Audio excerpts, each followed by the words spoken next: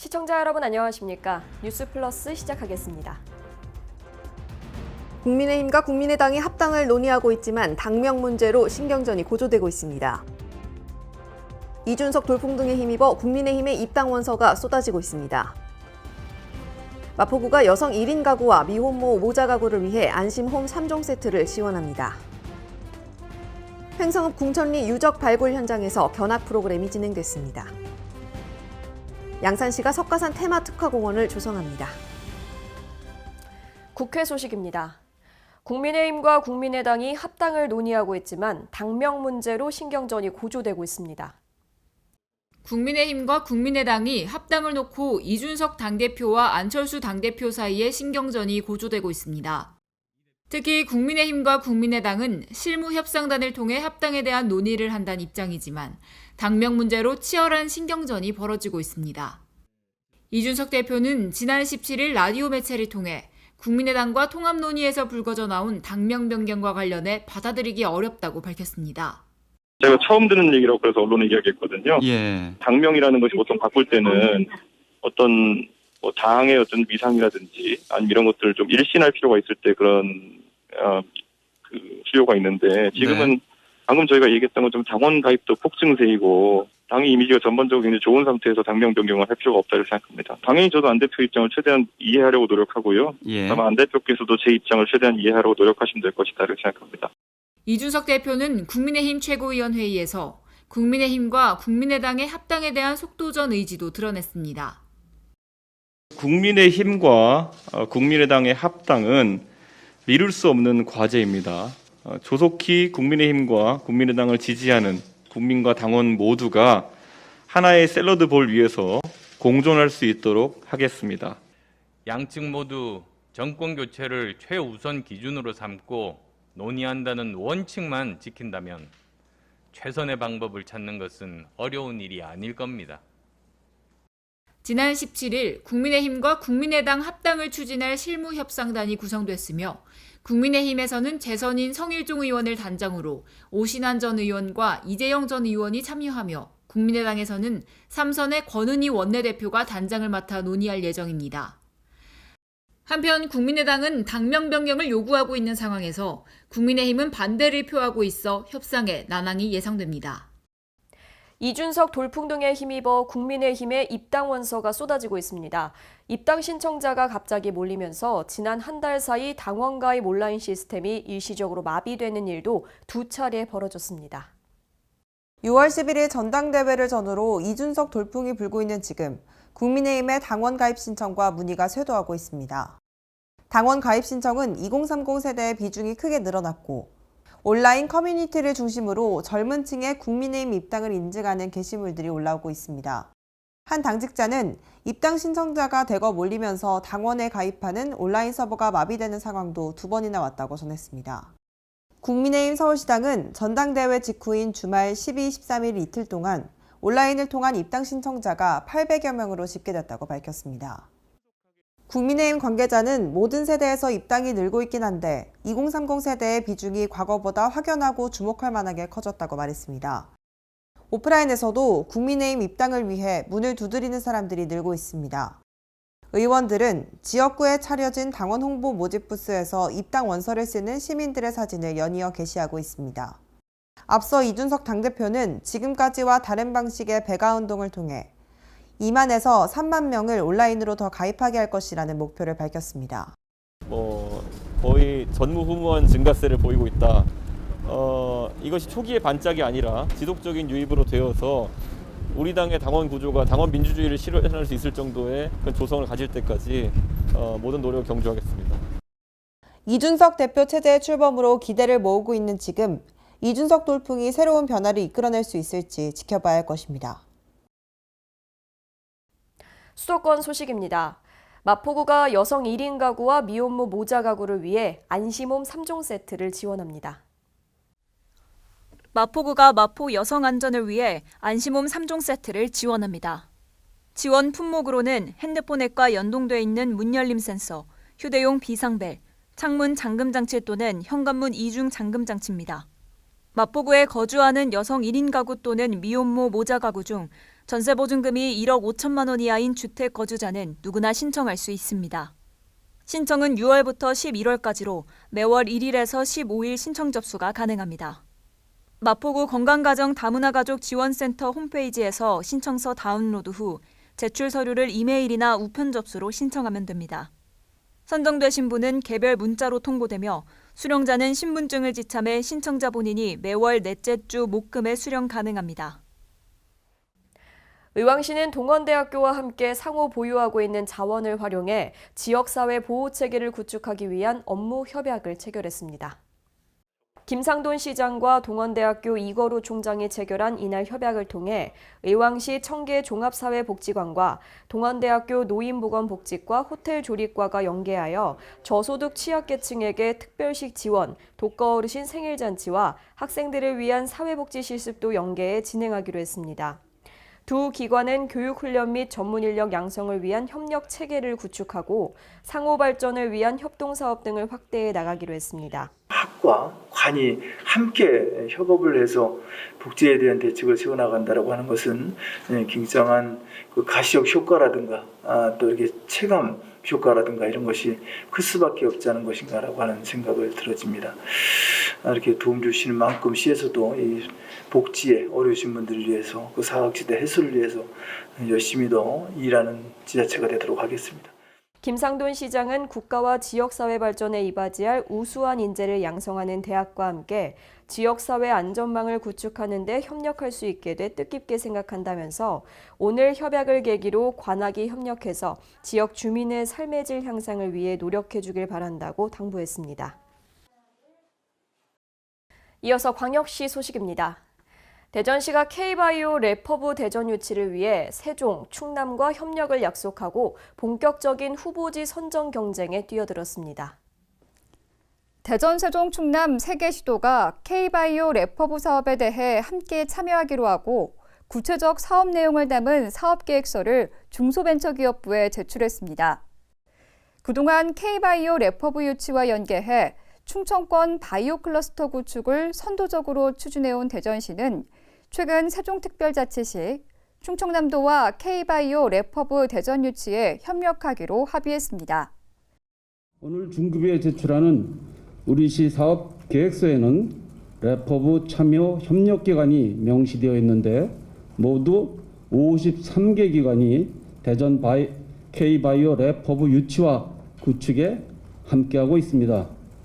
그 중에서도 가장 의미 있는 것은 세종특별자치시와 충청남도가 대전의 래퍼부 유치에 적극적인 지지 협력과 동참을 해주고 있다는 것입니다.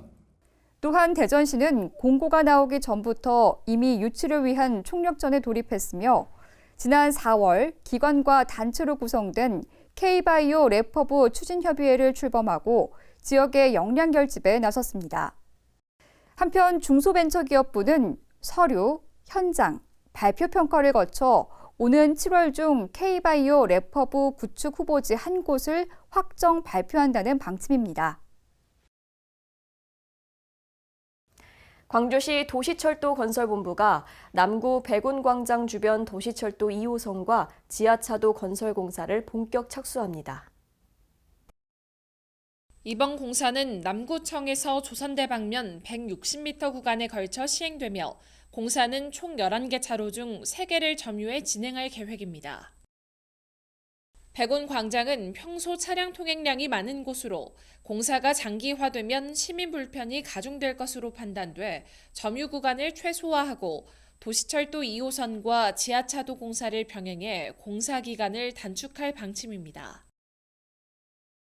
백운광장 교차로 주변에 도시철도 공사가 시작됨에 따라 교통이 다소 혼잡할 것으로 예상됩니다. 시민분들께서는 출퇴근 시간 가급적 대중교통 이용이나 우회도로를 이용해 주시기 바랍니다. 또 광주시는 시교통정책연구실, 남부경찰서 등 유관기관 실무협의회를 개최해 교통처리 계획 등 필요사항을 검토했으며 표지판, 유도표시 등을 설치해 공사로 인한 시민 불편을 최소화할 예정입니다. 광주시와 코레일이 광주 송정역 일대 주차난 해소를 위해 대규모 주차 빌딩 신축 공사에 돌입합니다. 주차 빌딩 신축 공사는 현 광주 송정역 주차장 부지에서 내년 10월까지 진행되며 공사가 완료되면 현재 401대보다 4배 많은 1,580대의 차량을 수용할 수 있게 됩니다. 우리 시는 송정역 주차 빌딩 신축 공사로 내년 10월까지 주차 불편과 교통 혼잡이 불가피할 것으로 예상이 돼서 코레일, 광산구, 경찰청 등과 함께 임시 주차장 운영과 실시간 주차 정보 알림 서비스 등 특별 교통 대책을 마련했습니다. 광주시와 코레일은 시민 불편을 최소화하기 위해 역 인근에 6개소 700면 이상의 임시 주차장을 마련하고 임시 주차장으로 안내하는 색깔 유도선을 설치했으며 시와 광산구는 역 주변 불법 주정차 단속을 더욱 강화할 방침입니다. 또한 코레일은 승차권 예매 앱을 통해 임시 주차장 위치와 주차 가능 잔여 대수 등을 실시간으로 확인할 수 있도록 안내 시스템을 구축했습니다. 평창구는 스마트 축산 ICT 시범단지 조성 사업의 성공적이고 효율적인 추진을 위해서 한국농어촌공사 원주지사와 업무 협약을 체결했습니다. 이번 협약식은 군수와 한국농어촌공사 원주지사장의 협약서 서명으로 진행됐습니다. 이번 협약을 통해 평창군의 농업, 축산, 농촌의 변화에 따른 다양한 분야 신규 사업의 상호 협력을 통한 상생 발전을 도모할 계획입니다.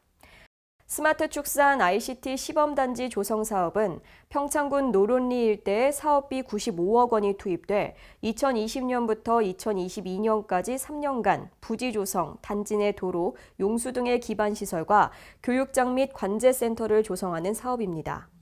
군은 사업 부지의 경사도와 지질 구성 등 사업 추진 시 발생할 수 있는 여러 문제를 선제적으로 대응하고 합리적이고 효율적으로 수행하고자 한국농어촌공사와 업무 협약을 추진하게 됐습니다. 횡성읍 궁천리의 유적 발굴 현장에서 관내 학생들을 대상으로 견학 프로그램이 진행됐습니다. 횡성읍 궁천리 유적 발굴 현장은 민원인이 개발 허가를 받는 과정에서 발견됐습니다. 현장에서는 선사시대 주거지 유적이 발견되었으며 반달 돌칼, 석재, 구들시설 등 다수 유물이 출토되었는데요. 발굴 조사는 문화재청 산하 한국문화재단이 주관하였으며 조사기관으로 선정된 한국문화유산연구원에서 구제 발굴을 진행하였습니다. 이 가운데 군은 선사시대 유적의 중요성을 알리기 위해 횡성교육지원청의 협조를 받아 6월 8일과 9일 지역 초중학생을 대상으로 견학 프로그램을 운영했습니다. 프로그램은 발굴 조사기관 연구원의 현장 설명과 현장 확인 등으로 진행됐습니다. 이어서 충청도 소식입니다. 내년 정부 예산 7조 원 확보를 목표로 한 충청북도가 발빠르게 움직이고 있습니다. 주요 사업의 정부 예산 반영과 국회 심사 과정에서의 증액 등이 목표 달성을 좌우할 것으로 보고 총력을 기울이고 있습니다. 내년도 충청북도가 목표한 정부 예산은 7조 원. 올해 확보한 6조 8,202억 원보다 1,798억 원 늘어난 규모입니다. 충청북도는 내년 7조 원 시대를 열기 위해 발빠르게 움직이고 있습니다. 각 부처 예산안에 빠진 사업 반영에 나서고 부족한 현안은 증액을 위해 지역 국회의원 협조를 요청했습니다. 먼저 정부 예산 반영에 나선 사업은 충북선 철도 고속화와 충청 내륙 고속화도로 건설 사업입니다. 이외에도 천안에서 청주국제공항 복선 전철 사업과 중부고속도로 확장, 청주공항 신활주로 재포장, 중부내륙선 철도 건설 등 32개 사업에 정부 예산 반영을 요구하고 있습니다.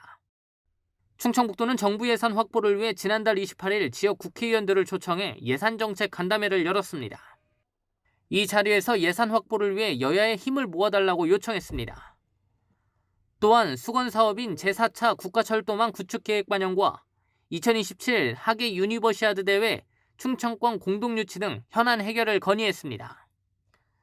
충청북도도 지역 발전을 이끌 주요 사업을 정부 예산에 반영해 추진하겠다며 도정사상 최초로 정부 예산 7조 원 시대를 열기 위해 막판까지 최선을 다하겠다고 설명했습니다. 경상도 소식입니다. 양산시가 서부 양산 내 디자인공원과 동부 양산의 평산근린공원에 각각 석가산 테마의 특화 공원을 조성합니다.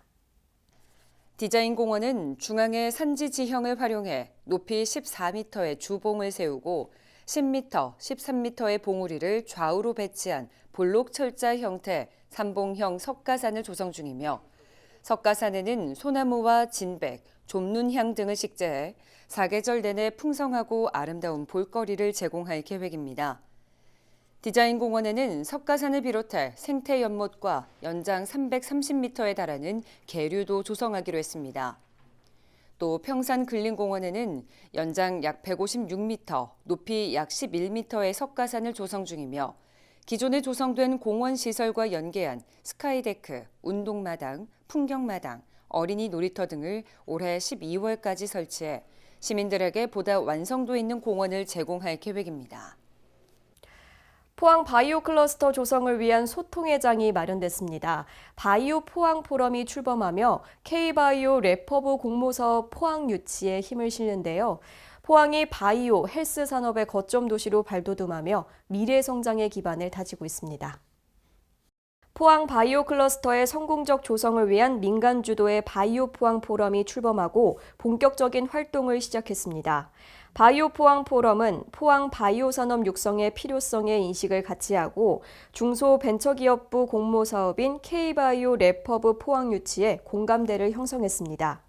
이업 K바이오 래퍼브 포항 유치 토론회에서는 유치 추진 현황을 보고하고 전략 분석을 통해 포항이 가진 강점을 활용할 수 있는 방법을 모색하며 K바이오 래퍼브 포항 유치 방안에 대한 전문가들의 의견을 들었습니다. 이에 전문가들은 포항의 4세대 방사광 가속기와 세포막 단백질 연구소 등 구조 기반 신약 개발 인프라를 활용한 차별성 있는 포항만의 유치 전략을 강조했습니다. 또 전문기술 인력 육성과 오픈 이노베이션 경영 지원의 중요성에 대해서 말했으며 의과대학 유치를 통한 공동연구 활성화와 래퍼브 초기 정착을 위한 전문가 지원의 필요성에 대해서도 언급했습니다. 한편 바이오 포항 포럼은 각 기관 간 정보 공유와 상호 지원으로 네트워크를 구축합니다. 아울러 민간의 참여를 활성화하기 위해 향후 시민을 대상으로 바이오 헬스 분야 특별 강연, 시민 대상 교육 프로그램 개설과 소식지 및 온라인을 통한 미디어 발간 등 바이오 헬스 분야에 대한 홍보도 강화할 계획입니다. 계속해서 전라도 소식입니다. 여수율촌 일산단에 2차 전지 배터리의 핵심 원료를 추출하는 공장이 들어서게 됩니다. 여수시와 전라남도, 광양시와 광양만권 경제자유구역청과 포스코 HY 클린메탈은 1,200원 규모의 배터리용 유가금속 추출 사업을 위한 투자 협약을 체결했습니다. 협약에 따라 포스코 HY 클린메탈은 1,200억 원을 투자해 배터리용 유가금속 추출 리사이클 공장을 2022년까지 신설하게 되면 그동안 해외 수입에 의존해온 배터리용 핵심 부품이 국내에서 생산이 가능해지게 됩니다. 여수시가 올해도 인공지능 캔 페트병 자동 수거기 5대를 추가 설치해 자원순환 도시 조성에 앞장서고 있습니다. 추가로 설치된 곳은 국동항 수변공원과 중림 2공원, 문수 대성베르일 등 총 3개소로 인공지능 캔 페트병 자동 수거기가 총 24대로 늘었습니다.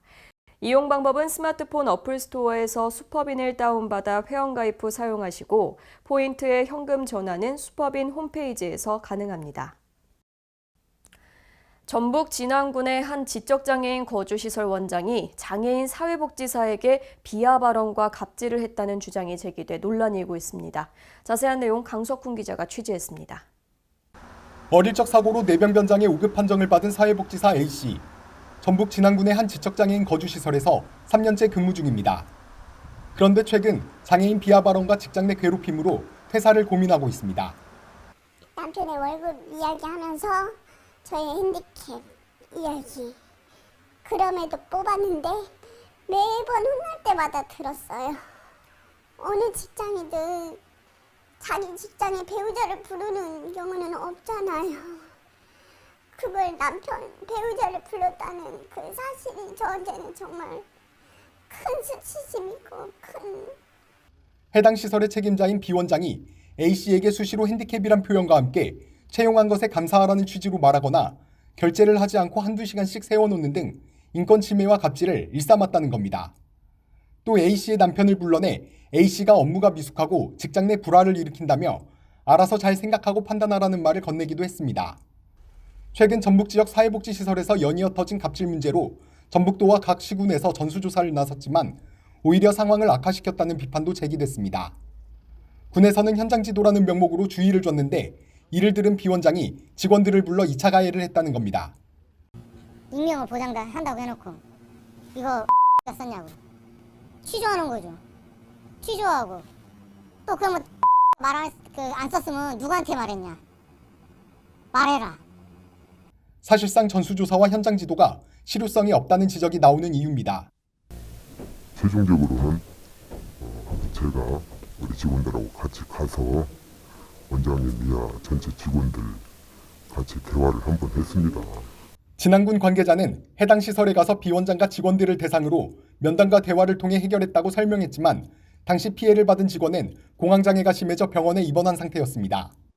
해당 시설 관계자는 남편을 불러낸 것에 대해선 A씨를 뽑게 된 배경을 설명했다며 남편에게 사과를 하면 되는 것이라고 말했습니다. 그래요? 그건 제가 잘못했다고 하죠, 그러면. 그 제가 선생님한테 사과할 필요는 없는 거고 내가 그 남편분에게 사과를 해야 되겠죠. 장애인 비하 발언에 대해선 기억이 잘 나지 않는다는 입장입니다. 기억이 안 나지만은 설령 그거 얘기를 했다라고 해도 어떤 그것을 통해서 내가 불이익을 줬다거나 그러진 않았거든요. 사회적 개인적 어려움에 처한 사람들의 문제를 해결하고 장애인의 재활과 자립을 돕는 사회복지사. 이들을 돕기 위한 손길 또한 절실합니다. 지금까지 전북에서 강석훈이었습니다. 정읍시가 샘고울 떡 어울림 플랫폼의 본격적인 운영에 들어가는데요. 자세한 내용 양호정 기자가 보도합니다.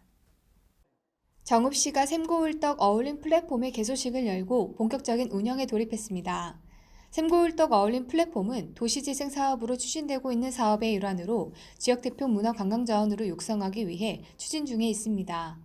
정읍시는 떡 관련 메뉴 개발과 창업 교육 등을 통해 신규 일자리를 창출하고 관광객이 몰려드는 관광 거점으로 탈바꿈시켜 지역 경제를 활성화하겠다는 입장을 전했습니다. 유진섭 시장은 도시재생 뉴딜 사업의 성과가 하나씩 결실을 맺고 있다며 떡 어울림 플랫폼을 통해 침체한 떡 산업 분야의 활성화를 유도하고 기술력과 경제력 확보로 일자리 창출은 물론 지역 경제를 활성화할 수 있도록 힘쓰겠다고 말했습니다. 지금까지 전북에서 양호정이었습니다. 무주군이 전북 도지사배 마스터스 자전거 대회를 개최했습니다. 무주군이 전북도 지사배 마스터스 자전거 대회를 열었습니다. 전북 자전거 연맹이 주최하고 도체육회가 후원한 이번 대회에는 각 시군 자전거 동호인 등 200여 명이 참가했습니다. 대회는 황인홍 무주군수의 시청과 함께 오전 8시 30분 무주 구천동 주차장을 출발해 리조트 삼거리를 거쳐 구천동 주차장까지 39.8km 구간으로 진행됐습니다. 무주군 관계자는 현재 자전거 대회를 치르기에 가장 적합한 고장으로 자리매김하기 위해 도로 정비, 코스 개발, 인프라 구축에 전력을 기울이고 있다며 국민들의 많은 관심을 바란다고 입장을 전했습니다. 지금까지 전북에서 양호정이었습니다.